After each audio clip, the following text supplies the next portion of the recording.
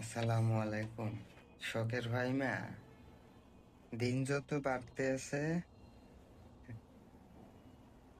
তত বললাম গাড়া হইতে আছে। তোমার আমার কিছু কোয়ার সাধ্য নাই।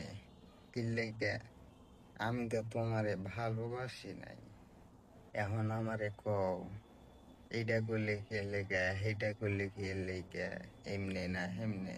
হারে, কি লেগে করলাম, কার লেগে করলাম, আর কিটা করতাম? নিজের ইজ্জত উড়াইতেছি নিজে, তাও তোরে পাওয়ার লাগে।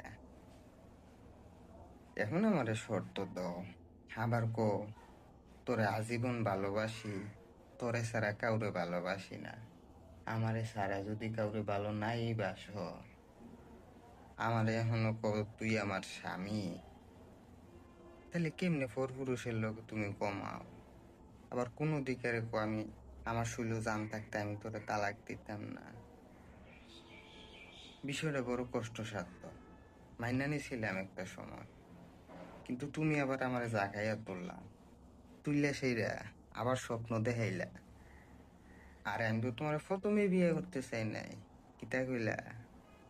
মানুষ কয়দিন সমালোচনা করে, আস্তে আস্তে সবকিছু ঠিক হয়ে যায়। তাইলে এটা কি তোমার ঠিকই নমুনা? আমার তো মনে হয় না। এখন তোমার স্বামী কইতেছে আমি পরিস্থিতির শিকার, আমি এটা জানতাম না। আরে মিয়া, তুমি না জানি বিয়ে করবা কি লেগে? তো তুমিও তো আমার মতো গাদা হইলা, হ্যাঁ নাকি? যাক, তার এমনি পর্যন্ত কইলাম, ভাই তুই তদন্ত করে দেখ। তুই যদি মুসলমান হয়ে থাকস, তালাক ছাড়া তো আরেকজনের বললে তোর কমায় লাভ নাই। প্রয়োজনে আবার দে, তোরও কইলাম, কিন্তু খেসারত দিবা ফাইমা প্রতিটা জিনিসের। যেমন আমারে বুকাইতে আছো, তুমিও বুক দইব। মনে করো না ফার ফাইয়া যাইবা। আমি তোমারে ঠিকই চাইছি মন থেকে নিষ্পাপ পাবে, অন্ধের মতো করে তোমারে বিশ্বাস করছে, তুমি যেমনি কইছো এমনি করছে, তাও হয় না। সময় চাইলে সময় দিলাম, আজকে 6 মাস হয়ে যায় গিয়ে তুমি আরেক বেটার লোক হইতে সেইরা তুমি আমারে বুইরা আঙ্গুল দেখাইবা, এইটা হইতো না। উলঙ্গ করে আমি সাইডে দিতে বাধ্য।